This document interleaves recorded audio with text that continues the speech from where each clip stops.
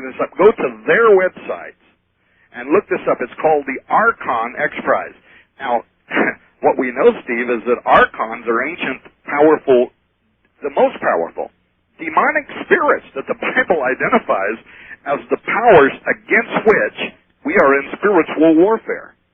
And even in the literature, the ancient literatures, if you take the less threatening use of the word archon, which could refer to an evil ruler, the question still comes up, what evil ruler or what demonic spirit could these scientists possibly be referring to? What are they looking for in genetics? What are they looking for that would cause them to name this the Archon X Prize? Are they looking for something in the blood? Are they looking for something in genetics that they're trying to reactivate? You combine all of these different sciences, biotechnology, nanotechnology, neuropharmacology, transgenics, all of these are sciences that seek to entirely alter what God made. And if you extrapolate this into the very near future, and when I say near future, I mean very near future, because we're already doing it now in laboratories around the world.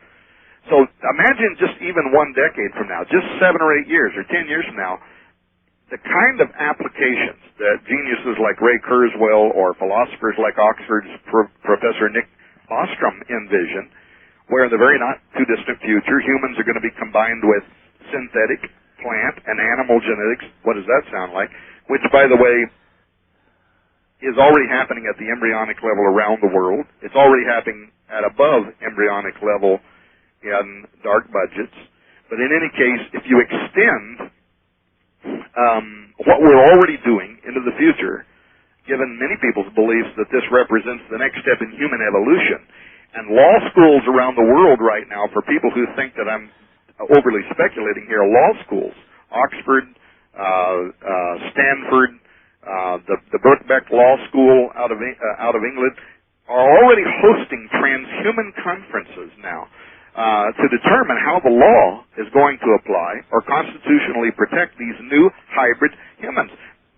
There's also universities that are conducting special series of lectures on transhumans to acquaint college students right now with the issues surrounding transhumanism en route to post-human status. Well, if you pay attention to all these quickly emerging facts, it gets easier to see how humans of demigod status, that's all you can compare them to, are going to be a very soon reality. Within National Geographic magazine said that within, and they actually wrote this, I think 2 years ago, they said that within 10 years, 1 decade, humans, as we know them, as the sole higher intelligent occupiers of planet Earth, will cease to be a fact.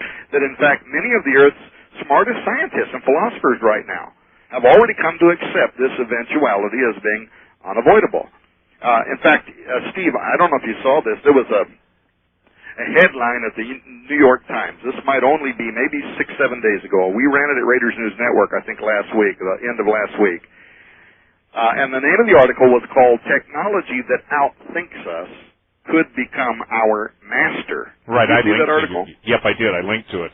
And this was Werner Vinge. I mean, he was the guy who authored The Coming Technological Singularity, and he's got this new book out now, and he's warning that if we don't couple our minds, join ourselves with greater than human artificial intelligence in the near future, then we run the risk of being overcome by and ruled by future AI machines that are part human that are part machine, part biological matter, and that these things might see us as nothing more than cattle. So, according to futurists like Vinge, we're not even going to have an option, a choice in the near future.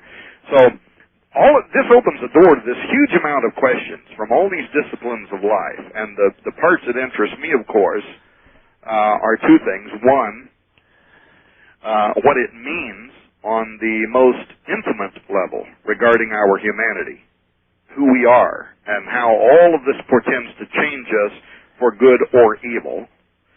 And secondly, more importantly, it also interests me because of the stargates, the pathways, the portals that we want to talk about, which can be both physical and metaphysical and supernatural things that can be opened. You know, Professor Bostrom, He actually earned his prestigious seat at Oxford University for his thesis on transhumanism. And in his thesis on transhumanist values, if you go and read it at his website, nickbostrom.com, he goes into great length illustrating how combining us with animals and other synthetic biological matter is going to result in opening portals, new modes of perception.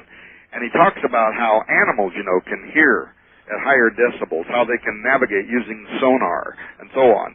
And he talks about how some can even see into different wavelengths of the light spectrum. And of course, on a spookier note, that might mean future humans, near future humans, who can see into and interact with what we call the spirit world. Right, and I think we're talking, too, about I want to go back to what Ventnor was looking for, Tom. They were looking, and still continue to look for, they're looking for the seed of the Nephilim. They're looking for the fallen ones. That's why so many giant finds, when you have molars and you have actual entities from the past, they're reconfiguring that. The British Museum was going to bring back Ramses almost 10 years ago.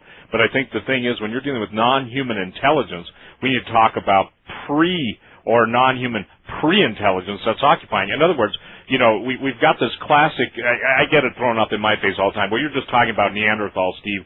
We're talking about giants. I'm talking about things with so highly developed psychic abilities, with such knowledge that absolutely in the natural mind and the natural man, and these things, by the way, have a way of even tricking those who are releasing them. We are going to create a situation where literally only the remnant, by the power of God, can be kept from being, quote, assimilated in the Borg. So what Ventnor and those guys are doing, they're looking for the seed of the Nephilim. And they're also really big, Tom. I had too many people tell me this, that are high-ranking, and through all of the different areas of the government, they're looking for the bloodlines. Well, they're not just talking about the Habsburgs, and they're not just talking about the nonsense about Mary Magdalene and Jesus and the Knights Templar. They're talking about the supernatural bloodlines that God put an end to. And isn't it interesting that now all of this talk about human, you can sum it all up. We just said it in the first hour or first 2-hour show we did. These entities, coupled with the scientists, are cooperating for the total destruction, annihilation, end of all mankind. And that's what I believe is so amazing about the words of Jesus. You see, what you and I are talking about is beyond the veil. What you and I are talking about is the, if you will, the presentation of knowledge so that God's people won't be destroyed. And it only gets more extreme from here. No one in the world that I know of outside, and I don't say this, but I don't think there's any Christians taking this on further and faster and deeper than you and I have. Is that fair? Absolutely not. And the reason they're not is because most of them say, well, it doesn't affect me. Well, I say, maybe you ought to change the word to infect you, and maybe you would get a different handle on it. So we're talking about the absolute, if today, by the grace of God, through His infinite mercy, I really believe the Lord is opening the veil for those who have ears to hear and those who have eyes to see, to get a glimpse, because outside of the Lord Jesus, Jesus said there's never been a time like this, Tom, never, even in antiquity, even in pre-Adamic intelligence like that's coming, and I can't even wrap my mind around that. Can you really? Well, what I can say is, Steve, that what you and I are talking about now is singularly probably the most, not just interesting, important point that ought to be being talked about.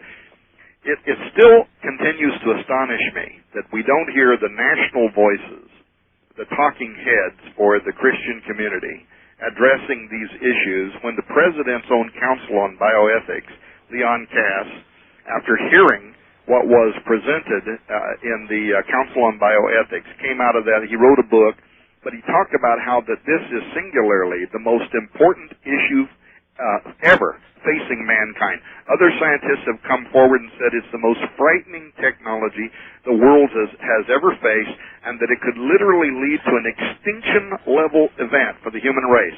Well, these are the president's council members, and yet what's the church doing? I'm not being critical, by the way. I was a pastor for 25 years. I love the church. I love the people in the church. But getting up on every Sunday morning and talking about, 3 points to live a happy, healthy life, that's all wonderful, but we better start facing the serious issues that are not being talked about. something that quite possibly ties all of the issues you and I have been talking about, Steve, together. Stargates and portals, those who come through them and are going to again